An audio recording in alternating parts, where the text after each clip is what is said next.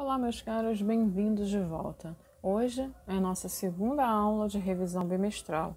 Na verdade, é a segunda e última aula de revisão bimestral. E nessa aula, nós vamos revisar as 3 últimas aulas do bimestre. Estaremos destacando os pontos principais do mercantilismo na Europa, do Renascimento e da Reforma Protestante contra a Reforma Católica. Vamos lá? Primeiro, lembrando o que é o mercantilismo. O mercantilismo é o conjunto de práticas econômicas desenvolvidas na Europa entre os séculos XV e XVIII, que representavam uma das características mais marcantes da monarquia absolutista. Isso porque o mercantilismo tinha como base a caracterização de uma forte intervenção do Estado, na economia e na formação dos fortes estados nacionais. São as características do sistema mercantilista. É o intervencionismo estatal, que é quando o Estado interfere diretamente na economia.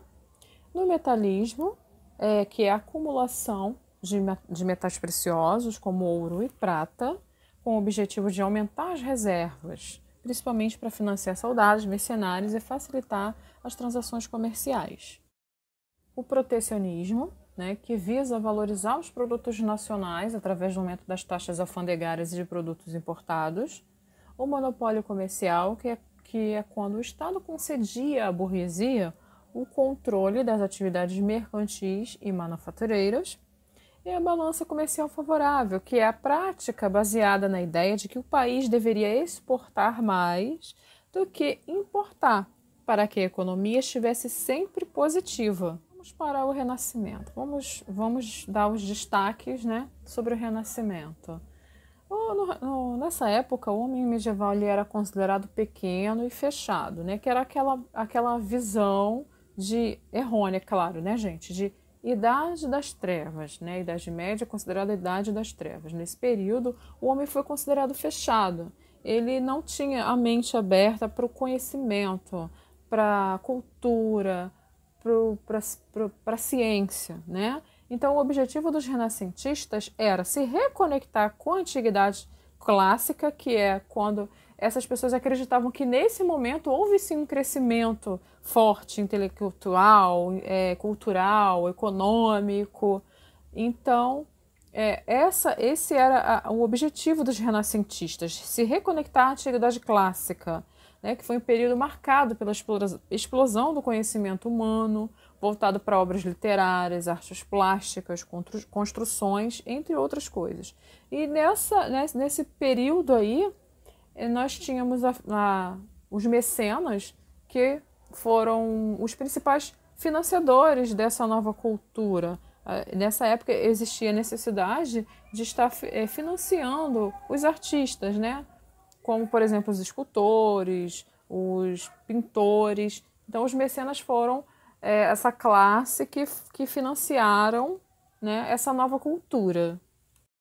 E quais eram as principais características do Renascimento? A gente tem a principal característica aí no racionalismo, o naturalismo, o antropocentrismo, o classicismo e o individualismo. E o que foi a Reforma Protestante? A Reforma Protestante a gente pode dizer que foi uma ruptura dentro da Igreja Católica, que acabou dividindo a classe de cristãos entre protestantes, e católicos. Ou seja, ficou a partir daí existindo o cristão protestante e o cristão católico. E isso foi devido a diversas críticas feitas, com a satisfação que vinha aumentando em todas as áreas sociais. Esse rompimento com o catolicismo que ficou conhecido como Reforma Protestante. Quais eram os principais questionamentos, nesse período de ruptura? Os principais questionamentos foram a corrupção do alto clero, a falta de preparo religioso de alguns padres, novos estudos teológicos, a simonia e a venda de indulgências. Vamos lembrar que era a simonia? A simonia era a venda de objetos sagrados, como, por exemplo, coroa de espinhos, objetos pessoais. E as indulgências? As indulgências era que, mediante o pagamento destinado a financiar as obras da igreja, os fiéis podiam comprar a sua salvação. Ou seja, a igreja dizia, né, que através dessa compra da sua salvação, os fiéis estariam ajudando a financiar as obras da igreja.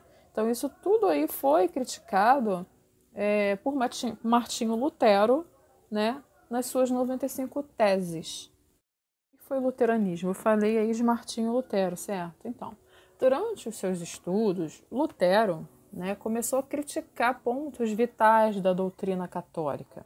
Então, no ano de 1517, ele censurou a venda de indulgências e outras práticas da Igreja na sua obra As 95 Teses.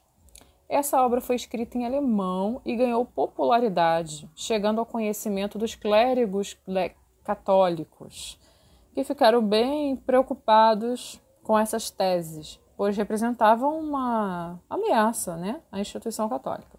As 95 Teses foi um manifesto público contra a corrupção do alto clero católico, que foram afixadas na porta da igreja de Wittenberg, na Alemanha. A Igreja Católica, né, se preocupou e reagiu. Como que ela reagiu? Né? Reagiu com a chamada Contra-Reforma. Então, assim, a Igreja reagiu à divisão pelo movimento protestante iniciando a Reforma Católica, ou chamada de Contra-Reforma. De um lado, o objetivo da iniciativa era renovar a estrutura interna da Igreja, combatendo a corrupção e os abusos cometidos por seus membros. Por outro lado, o movimento católico visava conter o avanço do protestantismo e reafirmar os dogmas da Igreja. Então, ela providenciou uma reunião, né? Ela convocou um concílio, o Concílio de Trento, ao qual os membros do alto clero elaboravam ações para evitar o avanço do protestantismo na Europa.